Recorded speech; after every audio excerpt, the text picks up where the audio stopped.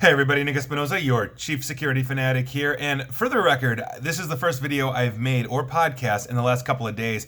Monday was travel hell, and I spent a lot of time on stage yesterday speaking at the IT Nation Secure event. If I met you there and you're watching this or listening to this, it was nice to meet you. I had a good time. Now, with that, let's get started because we're going to be talking about Taser drones. That's right, drones that have tasers on them. And here's what's going on. I think this is actually really interesting, and I think it opens up another discussion basically on societal norms and policing, not to mention military applications.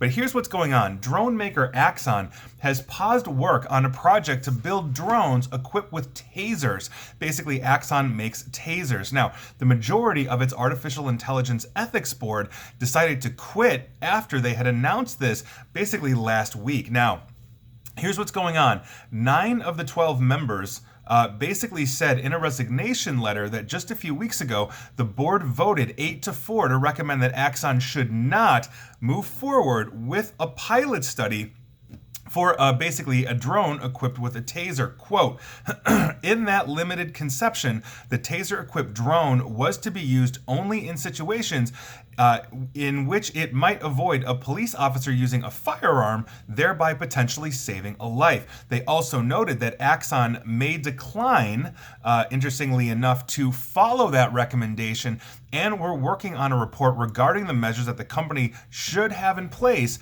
if it were to actually move forward with this project. Now, these 9 individuals said that they were blindsided by an announcement from the company last Thursday, 9 days after 19 elementary school kids were shot and killed in Uvalde, Texas. Obviously, that is a huge situation. We've all been talking about that for the last couple of weeks. And so basically, Axon here started talking about development of such a drone. It had an aim of, quote, incapacitating an active shooter in less than 60 seconds.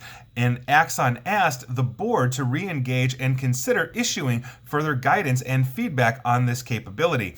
Now, Axon's CEO, Rick Smith, suggested that the drones could be deployed as a measure to prevent school mass shootings. As Reuters noted, he basically envisioned that drones could be stationed in school hallways and have the ability to enter rooms through vents. The drone system, which Axon suggested could be ready as soon as 2024, would cost the schools around $1,000 per year.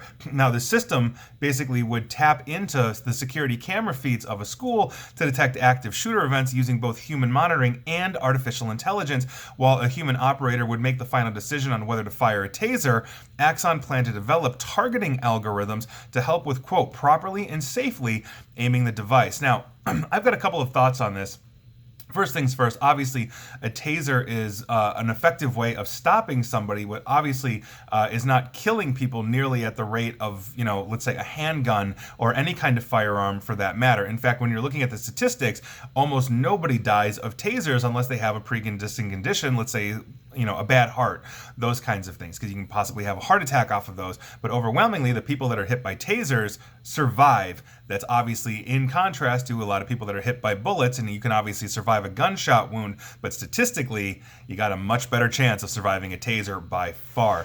Now, that said, the bigger concerns here are essentially the surveillance state that this could potentially create. The applications for something like this are obviously, very interesting. Now, the article in Engadget, the one I'm, paraphrasing here, pretty extensively, basically talked about how the board was able to get Axon to stop actually integrating or prevent Axon from integrating facial recognition systems into their drones back in 2019.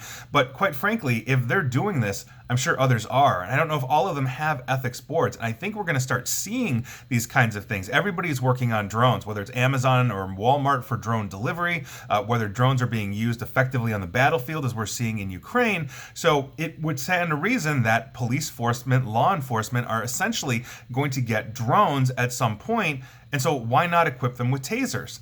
And I think that's something that we really need to talk about, because quite frankly, the last thing you want is not quite death from above, but shock from above.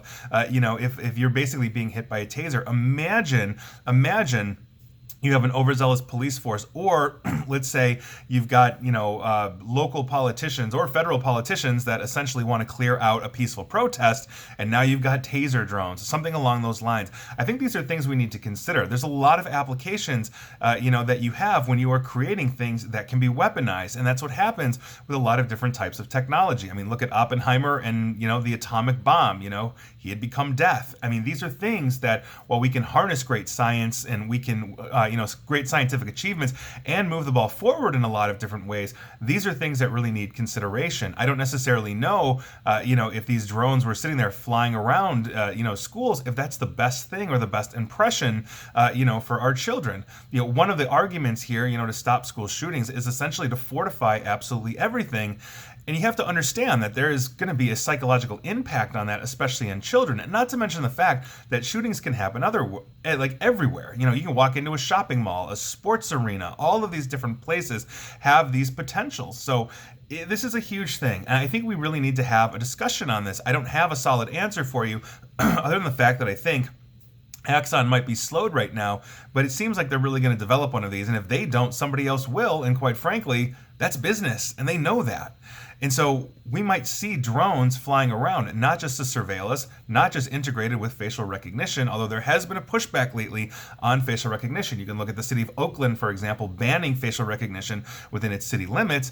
But that's not the entire United States or the world. And so, quite frankly, we're going to see a lot more of this. We're going to see this grow. We're going to see this essentially come to fruition in some way, shape, or form. And while I'm not saying that our schools are going to be swarming with drones looking for active shooters, that is a very real possibility that we have to understand and we have to have a discussion on. And so is this something that you would be interested in, understanding essentially that what you're looking at is creating essentially a mini surveillance state? These drones will see and hear everything in the same way that anything you do on Facebook is data mined and utilized by Facebook for advertising purposes and other things. That is going to translate into, let's say, law enforcement or some other kind of governing official or governing body having access essentially to everything we do. Now, you can also say that, yeah, we are on cameras all the time. You walk through an airport, you walk through a mall, you walk through many buildings and businesses, you're immediately captured on camera. But this is a little different in the sense that the camera can follow you, or if the artificial intelligence falters, basically it can tase you.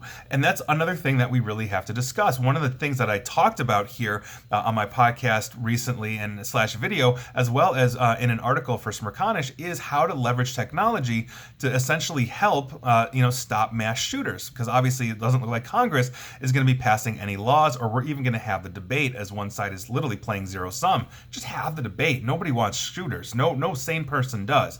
And so as we were looking at these things, one of the things I talked about was artificial intelligence that essentially can detect if a person is essentially carrying a weapon. It's by a company called Evolve without the last E, meaning sports stadiums have used this. A school district in North Carolina, Charlottesville, North Carolina, or Charlotte, North Carolina. Anyway, the biggest school district in North Carolina has utilized this technology. But what happens if that technology is wrong? And what happens if that technology gets integrated into a taser drone, and now I'm walking into a school and it thinks I'm armed when I'm not? Am I going to get tased?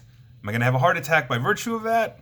Who knows? These are things we need to discuss. And so there you go. I've rambled a little bit today. I'm about to hop out of here and get on an airplane. But anyway, that is your news of the day, and I think it warrants a discussion. I'd love to hear your thoughts on this. Let me know.